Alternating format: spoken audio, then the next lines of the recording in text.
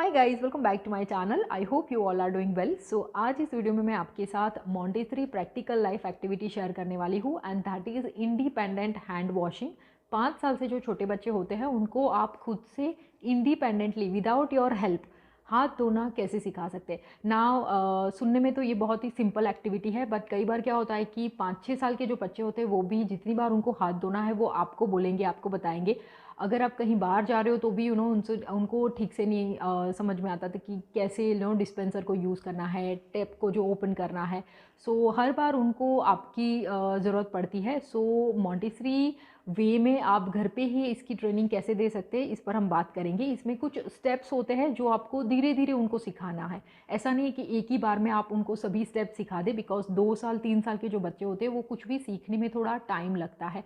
सो उनकी रेडीनेस को भी आपको चेक करना है। सो एज इसमें मैं कोई स्पेसिफिक आपको नहीं बता सकती कि 2 साल पे ट्राई करिए या 1 साल पे ट्राई करिए, पर जब भी आपको लगे कि आपका बच्चा रेडी है या फिर आप उनको थोड़ा थोड़ा करके सिखा सकते हैं तो फिर आप स्टार्ट कर दें। और दूसरा जो है, आप उनको हाइजीन के बारे में भी समझा सकते हैं। बहुत छोटी उम्र से उनको हाइजीन के बारे में अगर पता है, जर्म्स के बारे में पता है, तो वो खुद की केयर करेंगे घर पे भी और स्कूल में भी।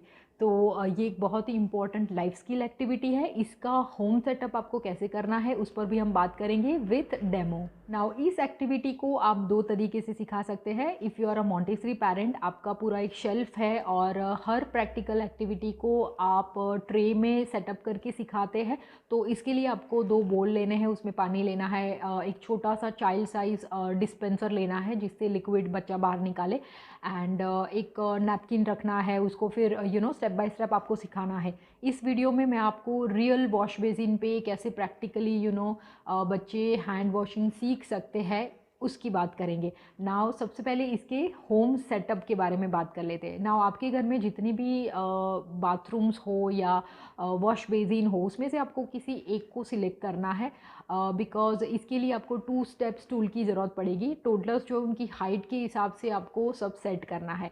तो इसके लिए सबसे पहले सेटअप देख लेते हैं। एज़ यू कैन सी, यहाँ पे मैंने 2 स्टेप्स टूल को रखा है। एक चाइल्ड साइज लिक्विड डिस्पेंसर है और सेटअप में तीसरी सबसे इम्पॉर्टेंट चीज़ है कि जो आपका नैपकिन होल्डर होता है उसकी हाइट।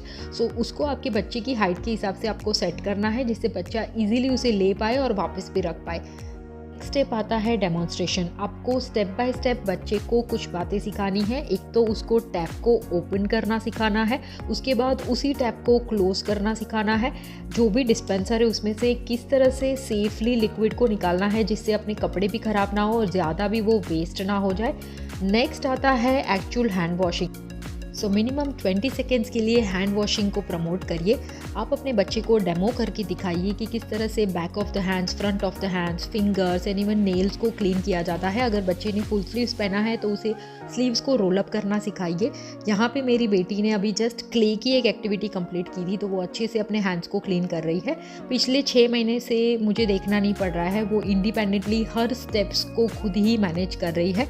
सो मॉन्टेसरी मेथड्स जो होती है उसकी ब्यूटी ही ये है कि आप जैसे ही बच्चे के लिए उनके फेवरेबल एनवायरनमेंट को कंप्लीट करते हो वैसे ही बच्चा इंडिपेंडेंट हो जाता है। यहाँ पे 2 स्टेप्स टूल और चाइल्ड साइज डिस्पेंसर के कारण ये कंप्लीट एक्टिविटी बच्चा खुद से करता है।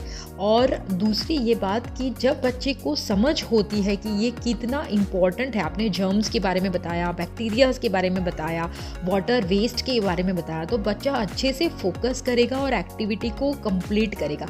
तो इस तरह से आप उनको ट्रेनिंग कर सकते हो। और लास्ट में ये पूछना बिल्कुल भी ना भूलना कि do you think your hands are clean now?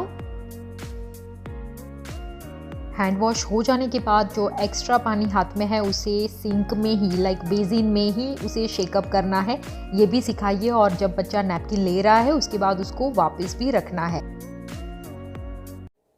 और कुछ बातें हैं जो आपको नोटिस करनी है और उनको बतानी है। नोटिस ये करना है कि उनका कौन सा हैंड ज़्यादा डोमिनेंट है।